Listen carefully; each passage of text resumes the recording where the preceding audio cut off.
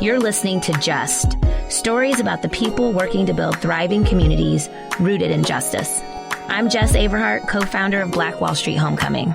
And I'm Rob Shields, executive director of the Recity Network. All right, look, so here's why we're here. We're here to get proximate. We're here to listen.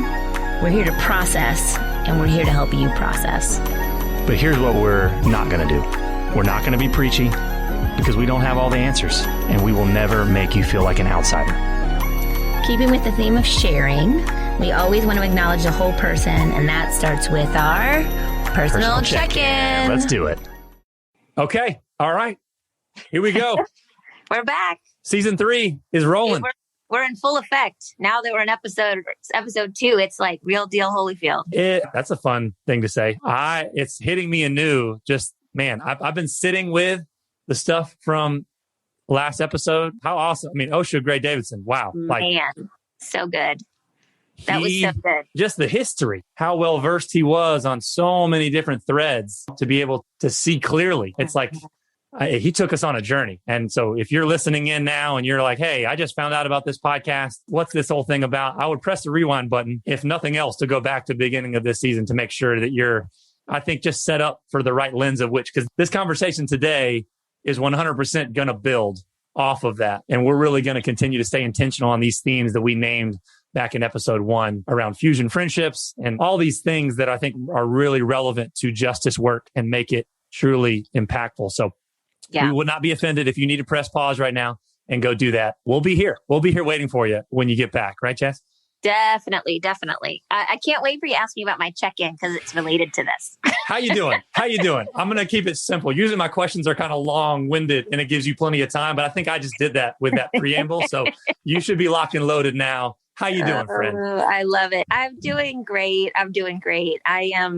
I'm feeling like the hope of spring. The weather has been turning. Having OSHA be our first episode has been really cool. Our listeners don't know this, and they probably just assume we both read the book. But you've read the book, Best of Enemies. I had not. So I ordered it right away. I saw the movie and know the story in Fable Tale and then saw the movie. But I got the book because there was so much that he brought forward and through our questions that I was like, okay, I got to get into this. So I'm excited. I'm not too far in, but I'm excited to finish it here pretty soon. And it's just cool. So you talked about the 2 camps. And so do you know what camp you're in yet? Remember the camps of, the people that wanted, hey, why all this history versus I love the history. Which one of those do you feel like is too soon to tell? No, I'm firmly in the history part. Oh, yeah.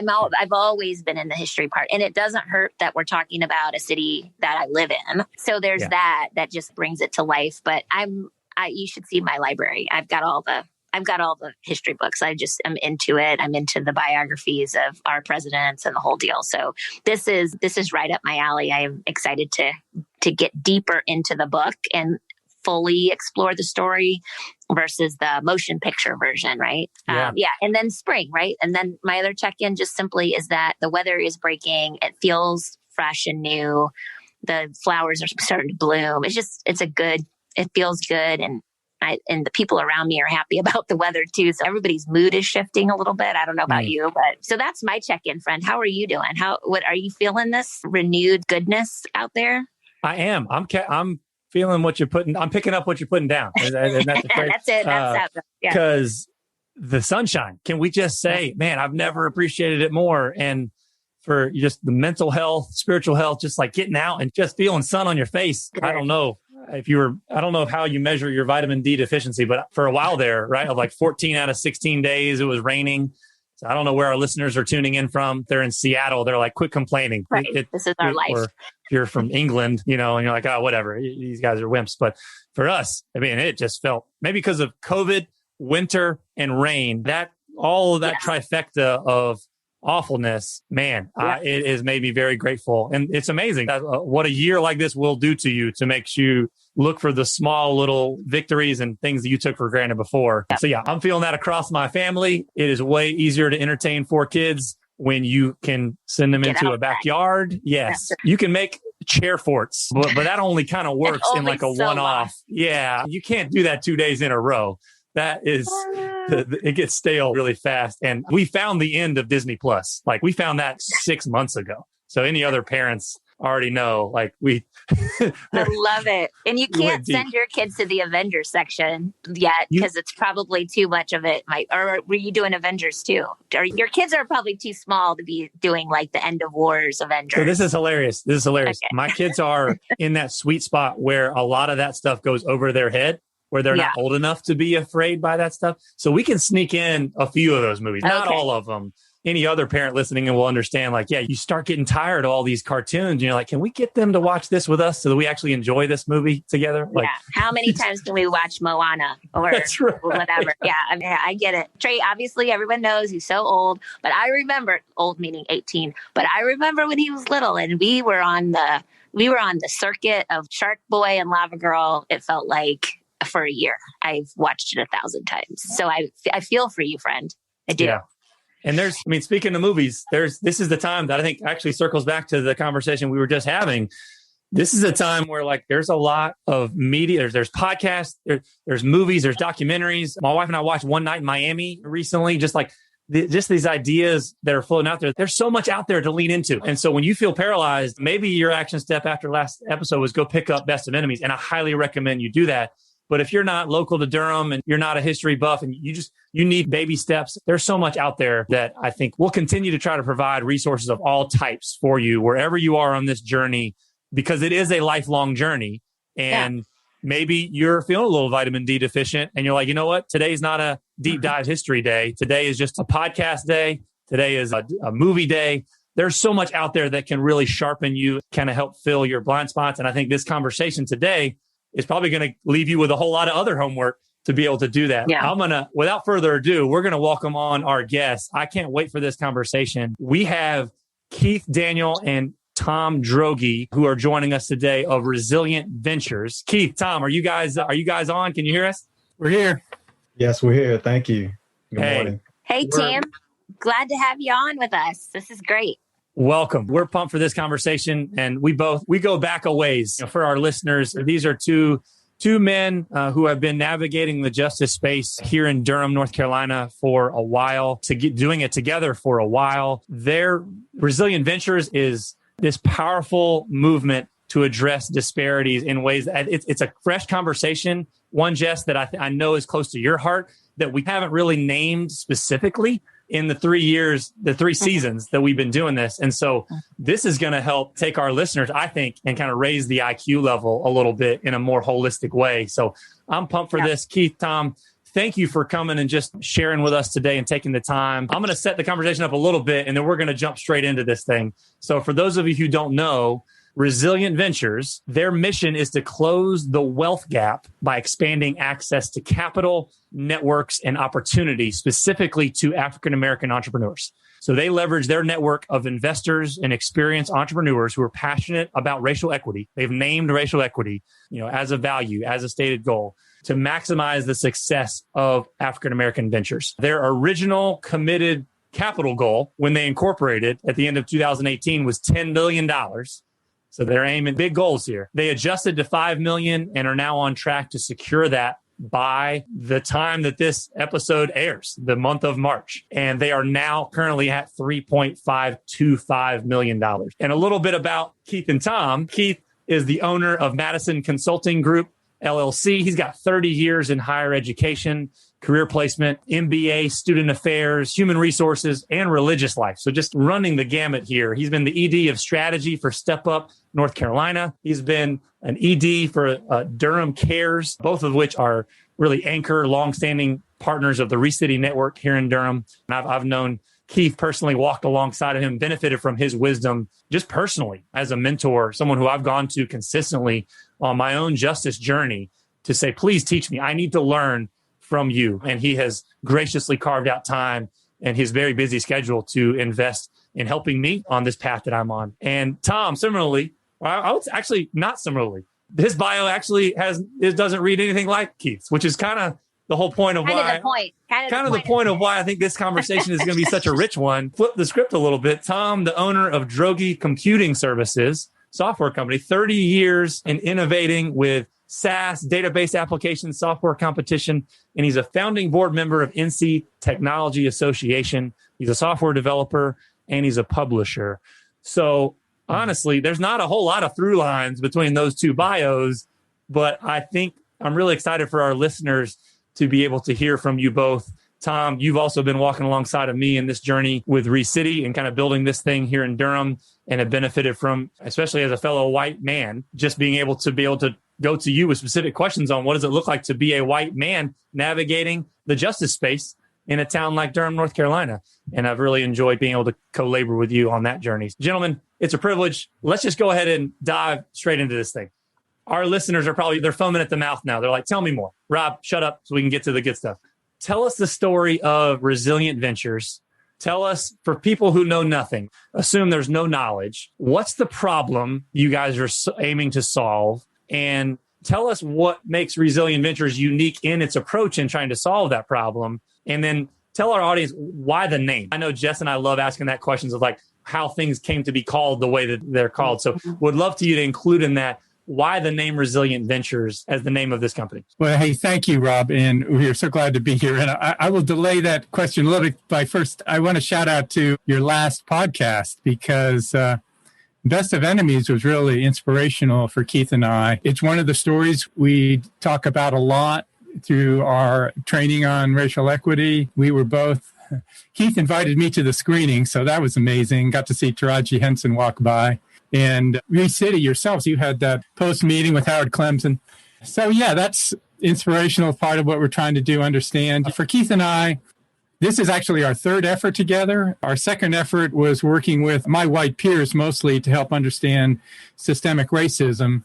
And as we navigated that conversation, we spent 2 years doing that and looking at the history. And I often had imaginations, like I would think, like, what if we hadn't chosen slavery over indentured servanthood? Like, what if we'd stuck with that?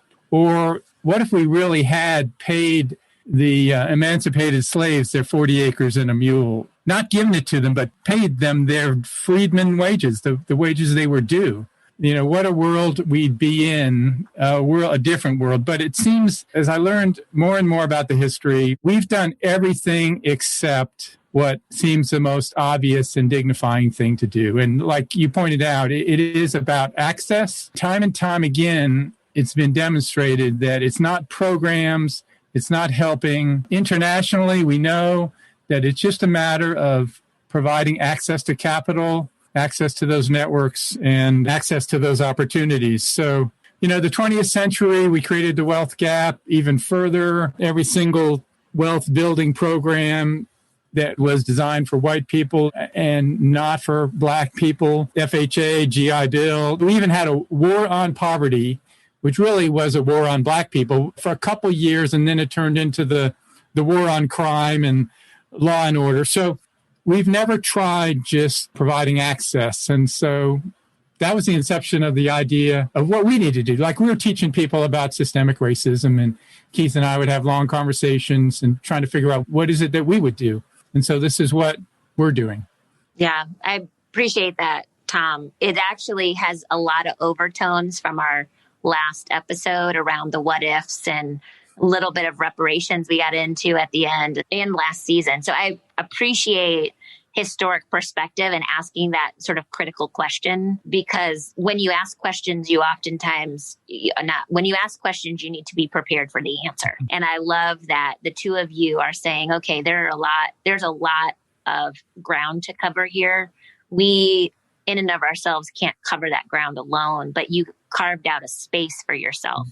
And I genuinely appreciate that, because I think in the world that I live in, for our listeners, I've been in and around and orbiting early stage startups and can appreciate the true hurdles that exist for our Black startup founders. And the talent and innovation that comes out of that community is like insane. There's so much just great, these ideas that literally can disrupt an industry and change the world for better and all of those things. But the constant drumbeat of why can't we get it over jump over that next hurdle, get it across the finish line, is so much of what you're talking about. There's this wealth gap, there's access issues, right? It's not a shortage of talent. It's not that. It's simply two equally positioned people who look different, one Black and one white, can have the same idea. And the traction that one will get over the other simply because of bias, prejudice, racism, we name it, and systems that have been put in place, unfortunately, could shelter that greatness, right? And the world would never see it. And so what you all are doing, and so many like you are doing, is creating a very specific lane for a very specific founder to enhance and grow their dream. And I love it. I love it all. Keith, I'd love for you to expand on the name itself, but even to me, Jess, like to piggyback off of what was just said, that maybe Tom and Keith, you can validate this, but what I'm hearing is the problem is no access or unjust access. And what your solution is to create access. And the statistic around the fact that there are 2.6 million African-American owned small businesses in America today, yet only 1% of venture capital is invested in African-American owned businesses. That stat, even if you didn't have 400 years of unjust history, is itself a disparity, even if you were starting from a blank slate. And we all know that's not the case, right? So it's compounded injustice in many ways. And I think the OSHA conversation last time talked about how clearly there's a through line around injustice and wealth, and you got to follow the money. Let's follow the money of what greed helped to build all this. And I think what you guys are doing is trying to use money in a way that actually helps to repair and to restore. And that's a beautiful thing to me. So Keith, I'd love to just hear a little bit before we move on. Like, tell us more about the history of this name. Why call it Resilient Ventures? Well, I can't quite recall what discernment Tom and I had for the name Resilient, to be honest. In our evolution of words that take on meaning in the course of history, Resilient certainly has taken on a lot of meaning. It comes up in multiple settings. We talk about Durham being a gritty town. We talk about other dynamics of Durham I've heard people say over the years. Now, my family's from Durham. My roots are deep in Oxford, North Carolina, and Durham, North Carolina. Though I was born in Washington, D.C. So I know what it meant to be in the South. And then for my parents and aunts and uncles to leave the South to pursue better opportunities and to get out of the violence of the South. But a lot remained here. And we know the history of Durham, the legacy of Black Wall Street, and the legacy of people coming to Durham and saying, oh, my God, this is like a little taste of heaven, the way historically the Black community has thrived. Even you build a highway through our community and yet still we rise, right? Still we stand. But I know, like most words, it's loaded. I know some people in my community who say, I'm tired of y'all calling us resilient, because all it is saying is that pull yourself up by your bootstraps, and if one can do it, all can do it. And so it carries a connotation that certainly is reflective of the BIPOC community, as has now been reckoned with, what it means to overcome and to still believe and have hope. We could have named it Hope Ventures, Love Ventures, because again, Tom and I are inspired by a biblical motivation. We feel called to this work. And in many ways, it reflects us as individuals. No one likes to necessarily show off or say, look at what we've done, but our lives have been a reflection of resilience and having gone through some very committed relationships across the color line, for example. But when I look at other firms, like there is a firm out there called Access Ventures. There's a firm called Village Capital, which I like the village mindset that it takes a village, but resilience seemed to come fairly easily to us as I think about, we didn't really debate a whole lot over what's the right name. It couldn't be Perseverance Fund or whatever. That just seems a little bit too many syllables. But when I wake up, we talk about things that inspire you or mission statements and things like that. What's the first word that maybe you kind of lights your passion? And resilience does it without a whole lot of explanation around it. The last thing I'll say about that is part of us building our deck, as companies must do to raise money. We took some time to think about each of our life stories.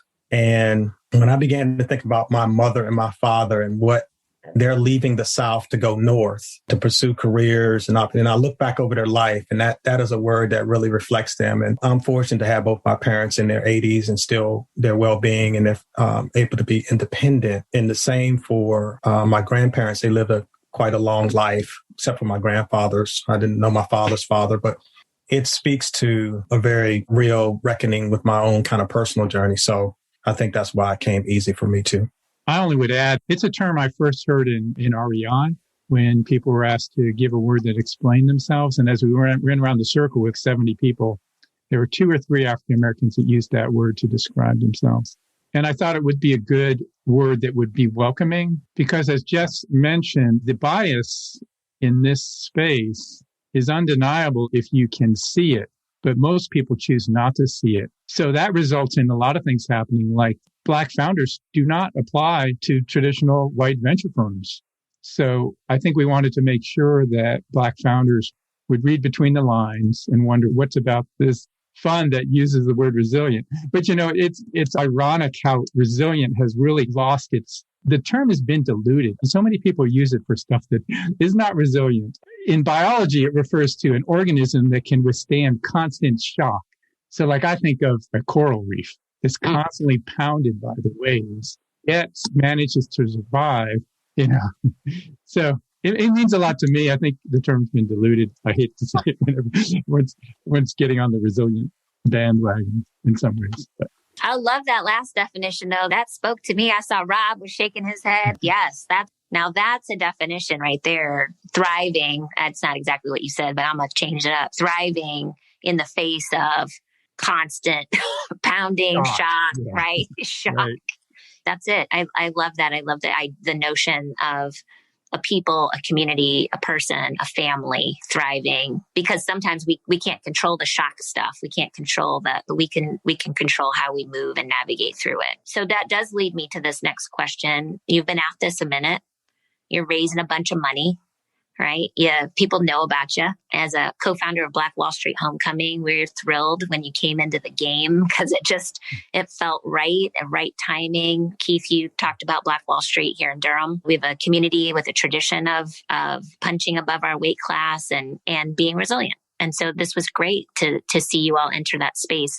So you've been at this a minute. What have you seen? What are the successes? Where are you at right now? And maybe share with our audience some of the challenges. But just if you were to just headline this, how's this been the last few years as you've been out there raising these dollars for founders with incredible ideas? I wake up every day with a deepening sense of gratitude to be on this side of the ledger, so to speak. Most of my career has been in philanthropy and higher education, administration, and leadership. And so transitioning to this kind of third career has, after having started my own kind of consulting practice and beginning to imagine and to live a life of ownership and independence personally, and then be invited by Tom to start this fund, I thought, well, that's interesting. I'm aware of many of my peers who graduated from Duke, went to MBA school, and have gone on to be highly successful. And that network in and of itself, again, my career has been primarily at Duke, but I've had a chance to interact with other universities around the country through a program called LEAD. I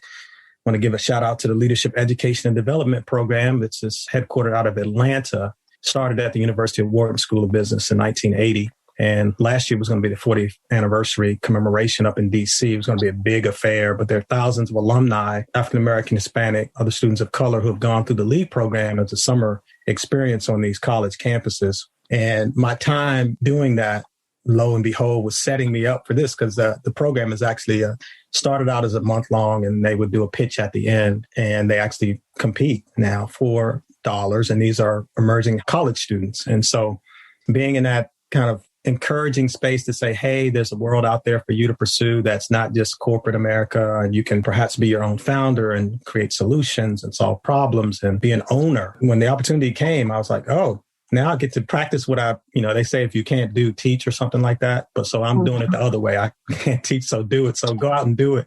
Raising the money hasn't been really difficult for me over the years in higher ed. I worked on a large grant at Duke Chapel and that sort of thing. So raising money is what it is. You got to not be afraid to ask. You got to be confident in your vision. I did have a lot of trepidation about learning the due diligence process and engaging in that. And that's still a pretty high learning curve for me. And I'm honest, I'm glad Tom brings a level of acumen and resolve with that. And then we have one of the top lawyers in the country and the Forrest firm, David Morris, on our shoulder, on our back, slapping our hand, de-risking our investments. So there's a lot of complexity to it that is energizing, but also something every day I wake up saying, okay, do we want to be really big? Or because we were sort of dared to do the 10 million. We first said to each other, okay, we'll raise a $2 million fund. And one of our advisors said, why would you do that? You got to raise at least 10 million. I mean, we didn't know. We didn't know stories of, we did some like reckoning with other funds. I reached out to a couple of my peers at Duke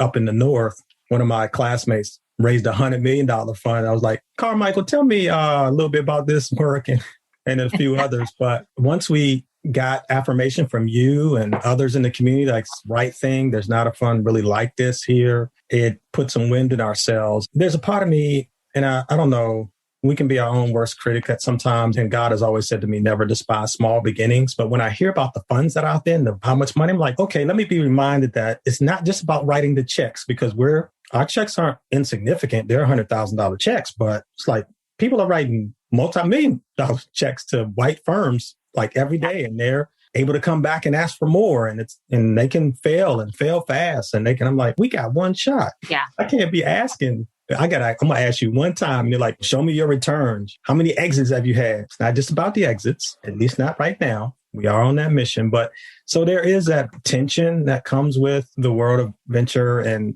how much money is actually being deployed and who's getting it. We all saw that with the pandemic about the disparities around how to access even the funds that are supposed to be available to all companies and that sort of thing. So that's just kind of a broad brush to answer your question to some degree, I hope. Yeah, it's helpful. Thank you, Keith. Thank you. Help our listeners that are maybe less familiar with this world. Honestly, that would be me. I'm probably the least qualified on this call to navigate the ins and outs of this, because I've pretty much been in the nonprofit philanthropy space my whole life. So listener Joe, right? Tell us, is there a story or a company or a person that kind of encapsulates kind of the spirit of Resilient Ventures to you, in that, hey, this helps understand the problems and how they overcame and the resilience they showed to be able to see that this is the right thing to do, it's worth doing, and it just is like this success story, even if it's still in process? Is there someone, when you look across the Resilient Venture portfolio, that just comes to mind as, you know what, this is it. This is why we do this, and we want to do more of this? Well, I can't think of one that doesn't exhibit that. This is an exciting journey. I feel like actually one of our imaginations is the Jackie Robinson story. And I feel like we're watching Jackie Robinson happen right now. Yeah. Like I get calls from entrepreneurs as they're stepping off the airplane.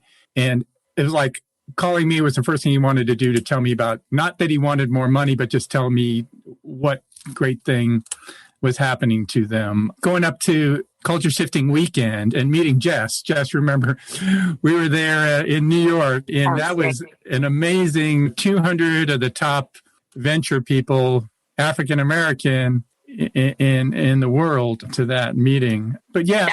Can I just make a fine point? Yeah. So we meet up in New York, and Culture Shifting Weekend is incredible. Tom just described it perfectly. You've got all these like movers and shakers from all over coming in. And, I'm expecting to see no one I know. And of course, here comes Tom walking through the crowd. Now, this is a predominantly Black audience of movers and shakers. Here comes Tom talking about Resilient Ventures and getting people excited about the fund. And I was so proud to demonstrate that there is this commitment. There's a commitment, at least here in Durham, or at least let's just bring it all the way down to the micro level between Tom and Keith, to shatter some of these stereotypes around wanting to see Black founders win. There are members of communities across the country that want to see Black founders win. And Keith and Tom, and we're going to get to this in a minute, but you all coming together to sort of model that was really cool to see you in New York, to bring that to life for folks who hear about it, but don't often see it. And that was neat. So I just wanted to, because you're right, that was very cool to run into you in Midtown Manhattan. Instead of thinking of individuals, for me, the excitement is across the line of what we see. We see, like Jes is alluding to, seeing wealthy white people who build businesses see the need to invest and join us in this. It's just an amazing journey. It's one that has to be navigated carefully, because honestly, at every turn, kind of the white superiority raises its ugly head. And that's why the dangers are that, like Keith said, that we're perceived as philanthropy or charity. And staying to that line, it's just about access. And these companies, with the same kind of wind behind their sails that we give the white companies, they will do well and exceedingly well. I just got news and something I saw yesterday that, do you guys know that Calendly is a Black-owned software as a solution program? I use it. Yes, I did not know that, but I use it and I love it. Yeah. Yeah. It's about to be a unicorn in the investment world. So it's about to be $1 billion company. So this is... Are my prices going to go up per month? Do I need to prepare to budget for that? Okay. I think so. Wait, can I jump in here for a second? Because I just realized something was happening. I'm pointing out that Tom runs up to New York and is a white guy in the sea of black movers and shakers. And I'm talking about this synergy around creating opportunities where there's a laser focus on Black founders to win, I think is how I was saying it. And both of you wanted to make sure that we were talking, that we rounded the corner around acknowledging white patriarchy and this charity mindset and all that. I would like to just point out that when I said that, I wasn't thinking about those things. I wasn't thinking about a charity mindset. I wasn't thinking about white patriarchy. And I know that you all have to say those things because it's important to establish that's not the frame of mind or the lens in which you work. And I know you personally, and I know that. But I also want to point out that Black folks don't always think that either. We do look for, and Keith can speak to this too, but I think it's important to acknowledge that this wealth gap is real and we need to close it. And it's about recognizing talent and funding that talent for what it is, not about charity. In my mind, I never think about my founders, my friends, my colleagues as a deficit or that they need help or charity. I never think about it. I literally don't think about it that way. I think about it as, do you know how bomb this person is? Y'all need to fund them before somebody else does. And that's how I see it. So when you all come together as a team, I see you as funding my colleagues and friends who are about to kill the game, not charity or white patriarchy. I see it as you guys are innovators and recognize that over here, if you miss out, too bad. You missed out. Somebody else is going to come in and get it. And you guys see it as an opportunity, like a real opportunity, not charity. So I just wanted to point that out because Black folks don't always assume that. And I certainly don't acknowledge or see my circle of influence who are working really hard to create incredible things as seeking charity. And if you happen to be white, your investment is charitable. I see your investment as an investment in something incredible. So I just want to point that out. Well, I really affirm that, Jessica, that I wasn't hearing it from you. It is the reality of my peers that I live with that have that perspective. It is. That's fair. That's fair. Yeah, I get that. I get that we don't all carry that lens, but I don't think that we hear that enough from my peers. I mean, not that we're not saying it. It's just that I think there's a lot of assumptions being made out here in the marketplace right now. And I would just wanted to dispel that myth in some ways. No, that's good. It almost goes back to what you guys shared and what's in a name, right? And from the very beginning, Keith, I can recall conversations early in Recity's days where a lot of the feedback you would give me on this journey of how you talk about the problem is shifting from this deficit mindset, which I think any white people, I think our default can often be of looking at what's missing versus what is the asset that's there. And so I think you guys naming resiliency in your name, to me, that's part of the journey that in order to create access, you're having to help people who represent the money, which often is in white hands, shift this conversation from a deficit mentality to an asset-based mentality that you're not, hey, I'm not asking for charity here. This is something where you need to change the way you're viewing this. Your lens is off here. Yeah, it's a lot of reckoning we've had to come to and working together, Tom and I. One of the things, speaking about our relationship, that we have to take into account is we are from two different worlds, two different spaces. And though we've done some work together, this was a big leap for me personally to accept the opportunity to move more deeply around these conversations with Tom into spaces that he was inviting me in, mostly his white peers who are wealthy. And for our listening audience, I've been saying this more since once I crossed the 50-year-old line of life, I get less concerned about saying how old I am even more. But I will put that out there to say I've been fortunate to walk this earth for half century plus two. And both living in the North and in the South and closely observing people in my community and how do they survive the hell and the fury of what is known or been called white backlash. And these other terms that have become increasingly more confronted, given this contemporary moment we've been living in. Issues of fragility, issues of concern with the raising of the voices of Black Lives Matter, and just the hellacious kind of violence around that. So our persisting in this conversation is an everyday intentionality to say that we do believe the world is a better place if we can work across the color line in an integrated way. And coming to terms of what it means to what the civil rights leaders, at least those who sided with King around this idea of friendship, to not view whites as our enemies and that we desire friendship. Now, again, every day in America, people of color have to wake up and decide, is that the type of friendship I want to pursue? And I have no judgment amongst those who say, I just can't do that anymore. I've got to stay in spaces that are safe for me. I finally got around to reading Ta-Nehisi Coates' book during this pandemic season. And I kind of marveled at how he talked about Howard University and the Mecca and not being a person of faith, and then coming into contact with a mother whose son had been killed, actually in this instance by a Black police officer. And I only go there with this because I understand you all been looking at the kind of the friendship side of this and what difference it makes. But it is, we decide every day when we get up, who am I going to keep company with? And what sacrifice is it when I choose to keep company with across the color line? Now, whites are having to ask this question. The liberal and the moderate whites are having to ask the more challenging question is, how much sacrifice am I willing to make? How many friends am I willing to lose in order for the gaps to be closed? Again, C.P. Ellis, at the end of his life, lost all of his relationships. Now, of course, he was way on the other side of the Klan and all of that. So, of course, that was going to all be deconstructed and dismantled. Yeah. But I think that's something that I marvel at as I watch some of my peers, Tom being the principal one, now that we're in covenant together and in business together, when white peers start to say, oh, I think there's more I can do. And whether that's write a bigger check or take that, quote, risk that you think is so high on a founder of color who doesn't come from a space, or you don't understand their business model, or you don't realize your unconscious bias at work against you to see the value, all of that. And that's, again, takes a level of resilience, because sometimes I walk into these rooms, and some rooms I've decided, and I'll tell Tom at times, like, I'm not coming to that meeting today.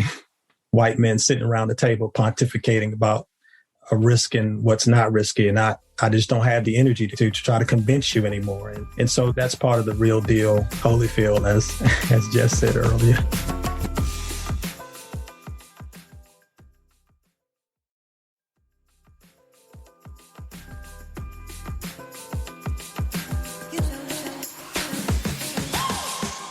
That's good, Keith. I always, it took me a second to get back into our questions because I love to hear you reflect on your work. I'm glad you brought up the word risk.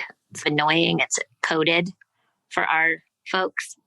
And there's a lot there. I think I've shared it in another podcast, just all the hoops and hurdles oftentimes that we have to jump because we're considered a risk to prove ourselves worthy of even a second look, which is a whole thing. But I appreciate you taking us home on that fusion friendship tip, because that is what we've unpacked, I think, for our audience today, our listeners today, is it's remarkable in nature in some ways. And it seems like you said, Keith, it's a choice. So it can be remarkable from the outside, but I think that what you're saying and what both of you probably would affirm is that it's an active choice to be in business, to be in covenant, as you put it, together.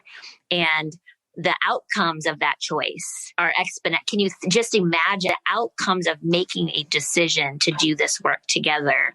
The ripple effect, the force multiplier that you're setting up for founders to be successful. And also, it's not even about the check. It's about creating a larger and larger and larger community of belief. Arlen talks about this underestimated founder. What she's saying is that it's not the founder's issue. It's a belief issue on the other side. It's not a founder's problem. It's not a founder's lack of talent. It's everybody else who's got to get with the program. So I appreciate this fusion friendship, because what you're doing is amplifying the belief in the community of belief. And that's key, right? Because it models it for other folks and for those who invest in your fund.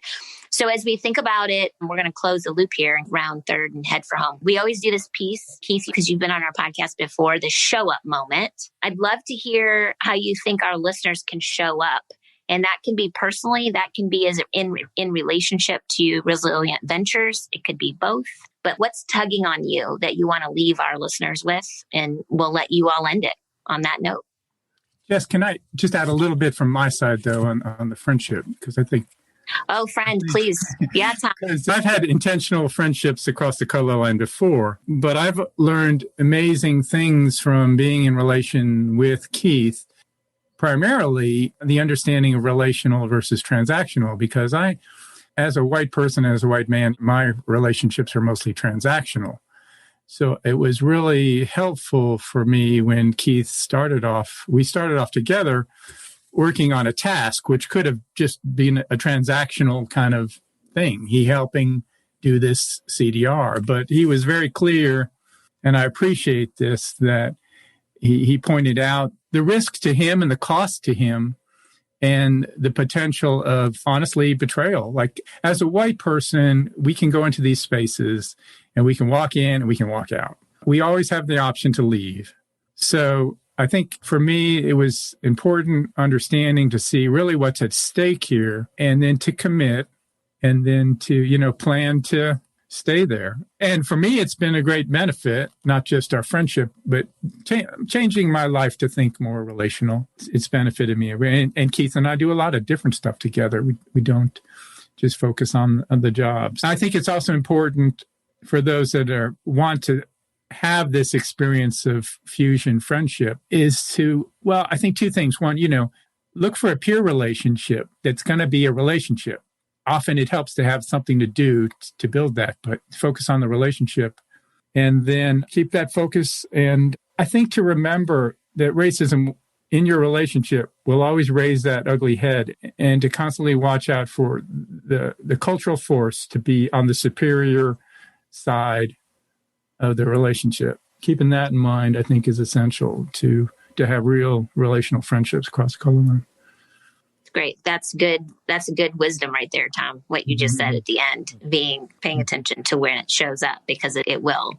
Keith, what about you as far as a show up moment when you're thinking about our listeners and the work that you're doing, the friendship you have, like anything tugging at you that you want to leave our listeners with? Yeah, I think, in terms of starting on a journey and thinking in terms of time, right?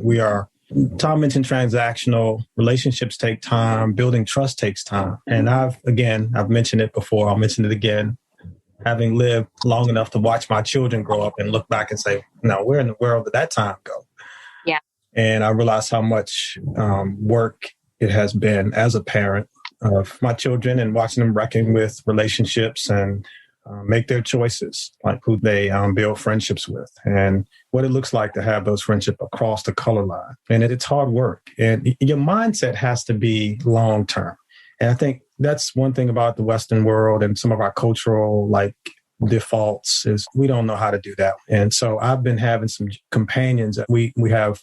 The Durham Cares has been focused on the pilgrimage of pain and hope, looking at the historical narratives. And as you say, how has these relationships been made possible? What brings people into these collisions of what I call, wow, the world can be different than it is today. And we can still have hope to work against it. But it might mean I might not see it on this side. And again, being born when I was born, I'm glad some folks fought and had a vision of community that they knew they weren't going to experience, but their children could.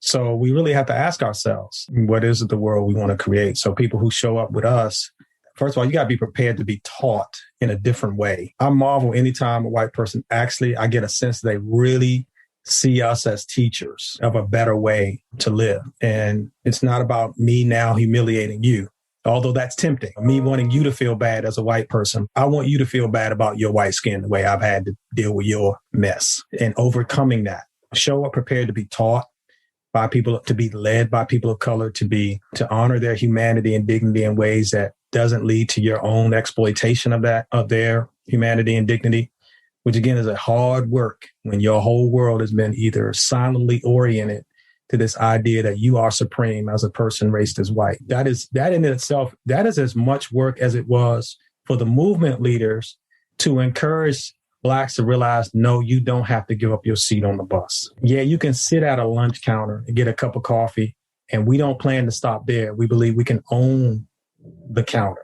We can own the cafe. And so I point out Dorian as one of our, Dorian Bolden, I got to give him a shout out as, show up in these spaces that have been created by Black founders and Black leaders. And we got a legacy story in the making in him here in Durham and his aspirations to expand beyond Main Street Durham. And so that's how we're trying to show up as a fund with integrity. And I wish we could fund every founder. That's a hard part of this too, showing up and realizing that no isn't just another form of yes if it doesn't come in the form of a check. We still want to introduce you to people. We still want to open the networks and so on and so forth. Thank you. Rob, you want to land this for us? I'm again, furious notes. I always show this. Nobody can see me when I'm doing a podcast. And I always lift up my notebook as if the world is like, okay, Jess. Nobody can picture a notebook. Yeah, I think they can join that journey with you. They can use their imagination. Yeah, we all. I mean, I'm the note taker. I love taking notes. I think that's the for me. This idea of a student, Keith, and you mentioned it. Like, is this person really willing to be a student and really willing to be taught? I think that you definitely have taught us and our listeners. I think you've brought them on a journey and invited them in to listen and to learn. And I think the posture of a learner is so huge in this journey, and that never stops, regardless of who you are listening. But I think you need to identify what role you play in this so that you know what that learning journey looks like for you. I thank you both for leaning in. I think that what you've given us here is a conversation that could be part of people's educational journeys to spur them on and to help reframe. So it's a privilege to walk alongside you and to know you both, to watch you live these values out that you talk about here in this conversation. And yeah, thank you. Thank you for taking the time to be here with us today. Yep. And follow Resilient Ventures on social, see what they're up to. We'll leave all that in the show notes, but we want to make sure that our listeners are able to watch this journey and see the companies that you're investing in so that if there's interest, they know how to get in touch with you and to follow the success stories of these founders. So thank you. Thank you, team. You guys are great. We appreciate your time today. We're grateful to you, Robin, and Jessica, too. Thank you so much for having us. Thanks. Blessings on the rest of your day. All right. Thanks. Thank you, guys. Thanks, bye. I find myself, I think there's probably like a list of like 3 phrases that I say at the end of every interview, because this through line of like, that was nuanced. There's a lot going on in that conversation. Yeah. And even to the ability that we prep for these interviews. And I'm like, we're the ones that come up with the questions. And yet still I find myself processing so many layers to that onion in how I see these responses, which means it affirms we're talking to the right people, because if this feels simple, this is the wrong conversation. That's right. Yeah. What are your takeaways? I loved that they are so uniquely different, Tom and Keith. And I love the proof that if you have a shared core value or values, if you are mission driven and you find somebody who, is in the same lane, just over, maybe 2 lanes over, but going in the same direction, that regardless of your differences, it's quite likely that if you have shared value and shared mission, that you can accomplish a great deal together, despite obvious differences, like the obvious stuff, the kind of like shallow stuff. And once you dig a little bit deeper, what I was inspired by at the end was just like the choice that they made, the outcomes of that, the reach, the impact, frankly, that they can have as a team is so incredible. It's really remarkable. And it really does begin with Keith getting up every morning and making a choice, and Tom deciding that this is what we're going to do despite the quote unquote risks that he and Keith are both taking because of the society in which we live. Yeah. But they make that choice and they rock it out. They're at 3 million. And seriously, the impact that they're going to have just simply based on a very personal, value-centered, biblical choice is going to have incredible ripple effects. And so if we could do more of that, we really can talk about systems and dismantling systems. And that's a good start. So I'm always looking for hope, right? And I like this because a very simple friendship that could be quite powerful. And they can together go try to tackle really complex problems. Man, but simple friendship, complex problem. Yeah. Yes. And that rooted in a value, rooted in a mission, rooted in a value. Yeah. Sorry. But there's this belief that they can really do some damage for good in that space. Keith is even saying, hey, I don't make success here, even this side of my life, right? Till eternity, like the goal. But I echo what you said. I think Keith said it in a powerful way. He decide every day. He wakes up every day and decide, who am I going to keep company with? Which is a really profound question we all need to be asking. And the follow-up question, how much sacrifice am I willing to make for the gaps to be closed? And to me, that was this aha. I've known about them for a while. I guess I put their friendship in this box that they decided day one to be friends, and they don't have to daily decide, both Keith, to opt into potentially the pain that comes with being, on that side of friendship and the cost. And on one sense of the cost in a different way, the Tom's potential saying, hey, I can opt out at any time. I'm going to have to willingly opt into, it's going to cost me in a different way, but that has to be a choice I make. And they both have to make that every day. That rings so true to me, because to me, you don't just make a decision and then coast off of that decision. Not in this work. You got to wake up every day and count those costs and decide whether you're going to stay at that and do the work. And he also said building that muscle of having a long-term mindset. Yes. And I thought that was really good, just in this instant, and just frankly, everything I'm doing in my life right now, whether it's wanting to run or the discipline to read every day. I'm making very simple kind of trite examples, but it is having a long-term mindset to dig into work and not just say, oh, it got hard, or I don't feel like it, or something else is distracting me. We all get into that. This choice that they've made, it's not one that you can easily back out of. You're raising money, you put your brand out there, you've got founders who are applying. There's a lot riding on that choice that you're saying. But we do live in a society where conventionalism says if it's uncomfortable, if it's not working, if the funds don't come in a timely fashion, if we don't close this round, maybe we'll do something else. There's always somebody calling you to do so. Let's open up a franchise, whatever. There's a buffet of options. But he's saying in this work, the muscle has to be built to have a long-term mindset. Despite, and that we don't have a lot of practice exercising that muscle in our culture of quick fixes. And and that's for me where my personal takeaway, Jess, is that stat is staggering that we said earlier, right? That of the 2.6 million African-American small businesses, African-American owned small businesses that exist, only 1% of venture capital goes to businesses like that. To me, the flip side of that, I think you could name the deficit a little bit, but I just want to name where the assets are. That 99% of the assets are going to white owned. And that feels even more powerful to say it that way to me. And so when I think about where I'm going to step in this space, and I think there's a through line to the nonprofit world here, because investors and donors, while they may have different returns, it's still kind of the same formula. True. To me, I don't understand the world of venture capital at all. Everyone listening to this that knows me will be like, yeah, you don't need to say that, Rob. I already know that about you. But to me, the educational component of what they do is something that I think I can step into, because I think that's everywhere. That's not just in venture capital. There's this shift that needs to happen that I want to help be a part of, which is almost changing this question. So if you're a potential investor, if you're white and you're part of that 99%, or if you're in, you can be in philanthropy, right? And someone's coming to you and they want you to write a check, right? It's shifting from asking yourself, what are they missing? The people that are asking me to invest, what are they missing that they need from me? To the question, what am I missing that I need from them?